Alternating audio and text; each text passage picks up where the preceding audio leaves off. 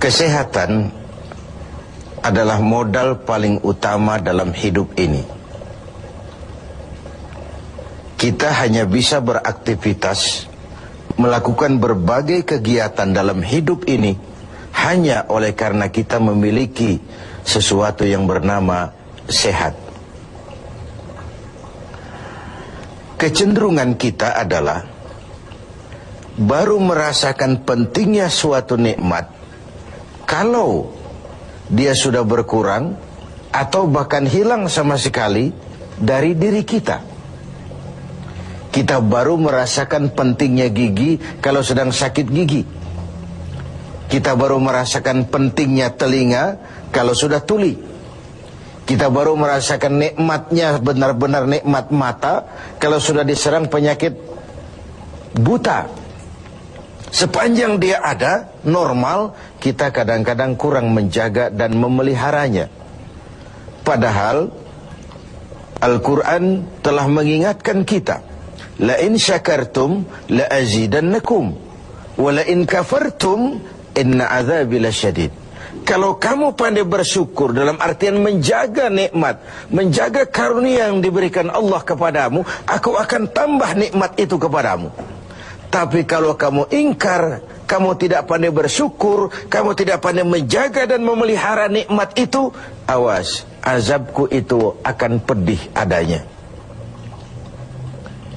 Begitulah. Kesehatan ini menjadi modal utama. Kita melaksanakan puasa, selesai itu kita berangkat ke masjid, melaksanakan sholat tarawih, kemudian tadarus Al-Quran, bahkan ibadah haji, jihad sekalipun, hanya mungkin kita laksanakan kalau kita mempunyai sesuatu yang bernama sehat. Nah, lawan dari sehat adalah sakit. Kita manusia terdiri dari dua elemen pokok, jasmani dan rohani. Kadang kita kehilangan keseimbangan. Berpayah-payah kita mengurus rohani, berpayah-payah kita mengurus jasmani, maksud saya. Satu hari 3 kali kita mandikan jasmani kita.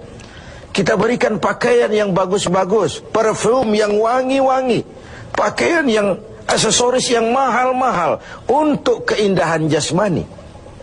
Pernahkah kita berpikir seperti itu untuk menambah keindahan rohani kita? Kita hiasi dengan sifat-sifat yang baik, dengan sabar, dengan ikhlas, dengan tawadhu, dengan tasamuh, lapang dada, dan sebagainya. Begitu juga kalau kita bicara penyakit. Kita sibuk kalau diserang penyakit jasmani. Tetapi sesibuk itukah kalau rohani kita yang diserang penyakit? Al-Imam Al-Ghazali membagi penyakit itu dalam 2 macam. Pertama penyakit zahir, dan yang kedua penyakit batin, penyakit rohani. Apa perbedaan dari kedua penyakit ini? Yang pertama, penyakit zahir banyak dokternya. Apalagi di zaman spesialisasi sekarang ini, tinggal cari saja dokter ahlinya. Penyakit jantung ada dokternya, liver ada dokternya, paru-paru ada dokternya, ginjal ada dokternya, kulit ada dokternya. Penyakit zahir banyak sekali dokternya. Tapi penyakit batin, dokternya hanya agama dan kemauan yang kuat dari orang yang punya penyakit itu untuk mengobati diri. Sulit cari dokter yang bisa mengobati penyakit sombong, cari dokter yang bisa mengobati penyakit kikir, cari dokter yang bisa mengobati penyakit angkuh, sombong, bakhil. Agama dan kemauan yang kuat dari orang yang dihinggapi penyakit itu untuk memperbaiki diri melalui riyadhah, latihan dan latihan. Yang kedua, kata Al-Ghazali, perbedaannya ini aneh. Penyakit zahir, yang empunya penyakit lebih tahu dari orang lain. Sedangkan penyakit batin, sering orang lain lebih tahu dari yang punya. Ini aneh. Kita punya penyakit jantung, kita tahu wong itu penyakit kita dan itu penyakit zahir. Teman kita nggak tahu, datang-datang main kagetin aja, woi, kelepek kita. Kita yang punya penyakit tahu, orang lain tidak tahu. Tapi kalau penyakit batin ini aneh, orang lain sering lebih tahu dari yang punya. Kalau kita sombong, kita sering tidak merasa, kita anggap sikap kita wajar saja. Kalau kita diserang penyakit pelit, kita tidak merasa, kita anggap wajar saja. Kalau kita diserang penyakit hasud, kita anggap wajar saja. Orang lain yang tahu. Karena itu sahabat Umar bin Khattab radhiyallahu an kerap kali kalau berkumpul dengan sahabat sering kali bertanya, kau lihat saya sombong apa tidak? Kau lihat saya pelit apa tidak? Kau lihat pada tingkah laku saya ada tanda-tanda kekafiran atau tidak? Kalau orang lain memberitahu itu kepada beliau, bukan main senangnya hati beliau. Tidak jarang yang memberitahu itu diberikan hadiah oleh beliau. Ini bedanya kita dengan Sayyidina Umar. Kita diberitahu orang marah bukan main. Kenapa gue lo urusin? Diri lo aja beresin. Jangankan kita mau bertanya, melakukan introspeksi tentang kekurangan-kekurangan kita, diberitahu orang pun kadang-kadang kita salah terima. Inilah penyakit batin itu. Dan yang ketiga, ini yang paling dahsyat. Sehebat-hebatnya penyakit zahir, penyakit jasmani, dia hanya merusak dunia. Paling-paling mati gitu saja. Tapi penyakit batin, penyakit rohani kalau diserang, merusak dunia, menghancurkan akhirat. Kita diserang kanker, mati, resiko dunia saja. Kena ginjal, mati. Paru-paru, mati. Darah tinggi, mati.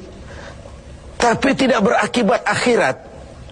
Maksudnya tidak ada nanti penduduk neraka ditanya, kenapa kamu masuk neraka? Kanker, Pak. Tidak ada. Kenapa kamu masuk neraka? Tumor, Pak. Juga tidak. Yang menyebabkan masuk neraka itu penyakit rohani. Jadi kata Al-Ghazali, penyakit rohani itu kalau diserangnya kita, rusaklah dunia, hancurlah akhirat. Kita diserang penyakit sombong, di dunia dikucilkan dari pergaulan, di akhirat jelas juga tempatnya. Kita diserang penyakit kikir bin pelit.